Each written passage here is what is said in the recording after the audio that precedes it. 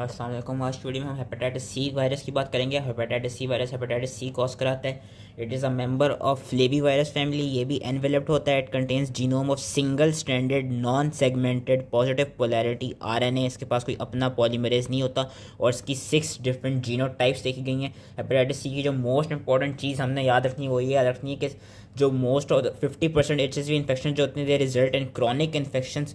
और ये देखा गया कि they predispose to hepatocellular carcinoma. Hepatitis B में भी हमने पढ़ा था कि उसमें हेपेटोसेलुलर कार्सिनोमा और था, लेकिन जो सबसे ज़्यादा वो है सबसे ज़्यादा लिंक हेपेटोसेलुलर कार्सिनोमा का जिस वायरस के साथ सबसे ज़्यादा लिंक है वो है हेपेटाइटिस सी के साथ। सबसे ज़्यादा हेपेटोसेलुलर कार्सिनोमा के जो केसेस हेपेटाइटिस सी से मिलते हैं, हेपेटाइटिस बी से भी मिलते हैं यस, लेकिन मेजॉरिटी हेपेटाइटिस सी की वजह से मिलते हैं। और इसलिए मिलते हैं क्योंकि हम अभी आगे पढ़ेंगे हेपेटाइटिस सी वायरस के पास एक प्रोटीएस होता है और वो प्रोटीएस करता है कि it inactivates a signal protein. और किस सिग्नल प्रोटीन को इनएक्टिवेट करता है? बेसिकली उस सिग्नल प्रोटीन को इनएक्टिवेट करता है which is involve in inducing interferon in hepatocytes. जब ये इनहिबिट हो जाती है तो इंटरफेरॉन की प्रोडक्शन नहीं हो पाती। तो याद रखना है कि इसकी जो जीनोम है वो RNA है और ये सिंगल स्टैंडर्ड है और उनके 6 डिफरेंट जीनोटाइप्स देखे गए हैं अकॉर्डिंग टू डिफरेंट एनवेलप्स। इसकी ट्रांसमिशन कैसे होती है? जो मोस्ट इंपॉर्टेंट इसकी अगेन ट्रांसमिशन है वो है थ्रू ब्लड बोर्न डिजीज़ है। ये most prevalent blood borne pathogen है, लेकिन इसकी जो ट्रांसमिशन है वो मदर से चाइल्ड भी हो सकती है ड्यूरिंग बर्थ। लेकिन मोस्ट इंपॉर्टेंट जो हमने याद रखनी है हर हाल में वो है वाया ब्लड ये ट्रांसमिट होता है। एंड इसकी most infections are asymptomatic pathogenesis. इसकी भी just like any other hepatitis की भी पैथोजेनेसिस यही है कि जो हेपेटोसाइट्स को जाके इन्फेक्ट करता है। और फिर हेपेटोसाइट्स डैमेज क्यों होते हैं? Again not due to hepatitis C virus but due to the action of cytotoxic T cell. Cytotoxic T cell जब इसको खत्म करने के लिए आते हैं हेपेटोसाइट्स को डैमेज करते हैं, उसकी वजह से हेपेटोसाइट्स को basically damage cytotoxic T cells ही करा रहे होते हैं। हेपेटाइटिस सी इन्फेक्शन नहीं करा रहा होता और हेपेटाइटिस सी वायरस नहीं करा रहा होता। Hepatitis C virus infection it strongly predispose to hepatocellular carcinoma. उसके अलावा और कौन से फैक्टर्स हैं जो कि हेपेटोसेलुलर कार्सिनोमा को प्रीडिस्पोज करते हैं? अगर तो वो पेशेंट जो कि हेपेटाइटिस सी के साथ इन्फेक्टेड है वो अल्कोहल की कंजम्पशन ले रहा हो, उसके अलावा उस पेशेंट को सिरोसिस हो गया जो कि यूजुअली हेपेटाइटिस सी वायरस के हेपेटाइटिस सी इन्फेक्टेड पेशेंट्स को सिरोसिस हो जाता है, क्योंकि इसमें ये देखा गया है कि इसमें अप्रॉक्सीमेटली 75% पेशेंट जो हैं वो क्रॉनिकली इन्फेक्टेड होते हैं। हेपेटाइटिस बी में सिर्फ 5% थे और 90% न्यूनेट्स थे। इसमें 75% पेशेंट क्रॉनिकली इन्फेक्टेड होते हैं। तो कि इसमें ये देखा गया है कि एक तो हेपेटाइटिस सी वायरस के ज़्यादा मेजॉरिटी केसेस मिलते हैं हेपेटोसेलुलर कार्सिनोमा के कंपेयर टू हेपेटाइटिस बी। और हेपेटाइटिस सी की जो क्रॉनिक कैरियर स्टेट है वो कंपेयर टू हेपेटाइटिस बी बहुत हाई है। और chronic infection it also chronic infection होता है कि it is likely to be encouraged by the suppression of interferon synthesis by the protease of hepatitis C that cleaves a signal transcription protein required to activate interferon synthesis which can then further lead to hepatocellular carcinoma.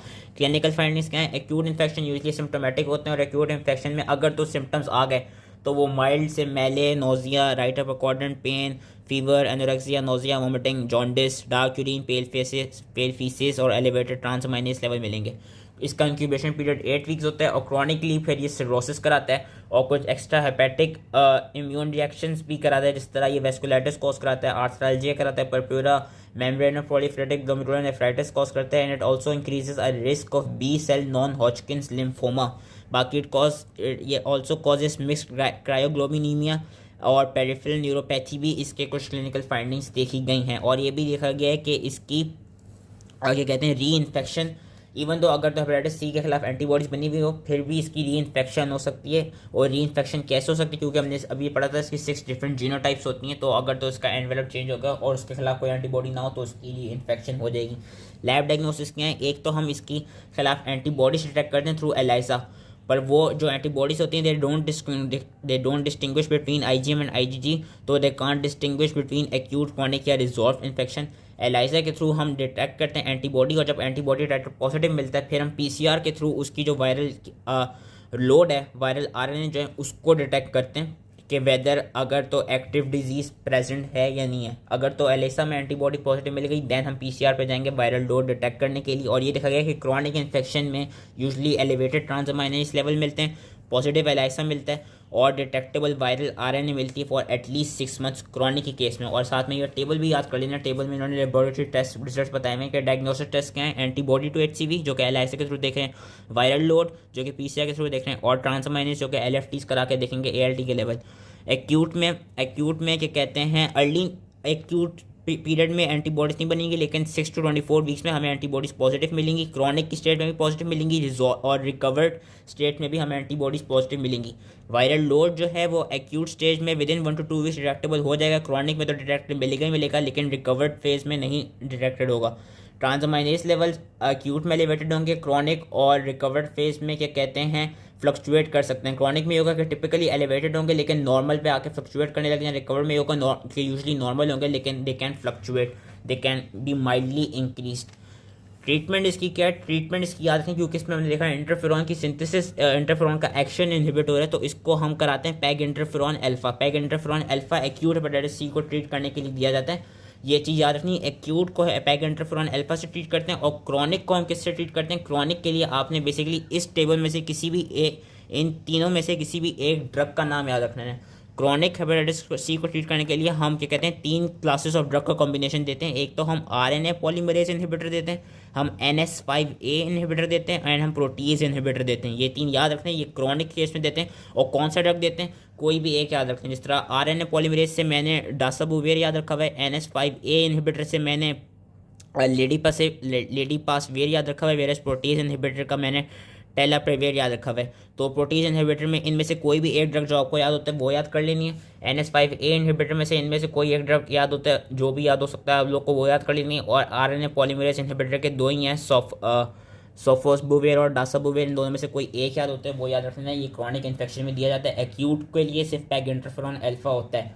Prevention क्या है? Prevention अच्छा हाँ, और इसकी treatment में ये भी चीज़ देखी गई है, एक इंपॉर्टेंट एडवर्स इफेक्ट देखा गया है कि जब आप क्रॉनिक HCV इन्फेक्शन को ट्रीट कर रहे हो तो हेपेटाइटिस बी वायरस की रीएक्टिवेशन हो सकती है। वो कैसे होती है, इसका भी जो मैकेनिज्म है वो अननोन है। प्रिवेंशन इसकी कैसे हम करा सकते हैं? एक तो प्रिवेंशन के लिए इसकी ना कोई वैक्सीन है, ना कोई इसकी हाइपर इम्यून ग्लोबुलिन्स हैं जो कि हेपेटाइटिस A और B में थे। तो इसकी प्रिवेंशन ऐसी होती है कि जब हम ब्लड, क्योंकि इसका main mode of transmission is via blood, most important, तो इसकी प्रिवेंशन ऐसी होती है कि जब भी ब्लड ट्रांसफ्यूजन हो रही हो तो ब्लड ट्रांसफ्यूजन होते हुए सही से प्रॉपर स्क्रीनिंग टेक्निक्स किए जाएँ। उसके अलावा कुछ और मेथड्स क्या हैं प्रिवेंशन के? कुछ और मेथड्स ये हैं कि जब भी HCV इन्फेक्शन हो गया तो उस पेशेंट को चाहिए कि वो अल्कोहल कंजम्पशन अपनी कम कर दे या एलिमिनेट कर दे ताकि it doesn't lead to hepatocellular carcinoma.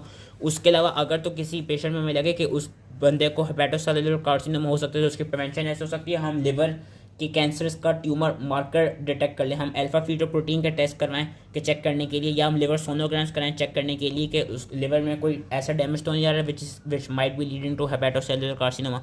उसके अलावा जो पेशेंट जिनको को इन्फेक्टेड हैं HCV और HIV में, उनमें हम just like hepatitis B heart therapy करा सकते हैं, highly active anti retroviral therapy. लेकिन इसमें भी अगेन ये याद रखना है कि पहले हेपेटाइटिस C को ट्रीट करना होगा, देन HIV को ट्रीट करने के लिए to avoid immune reconstitution syndrome. So that was it. I hope easily समझ में आ गया हो।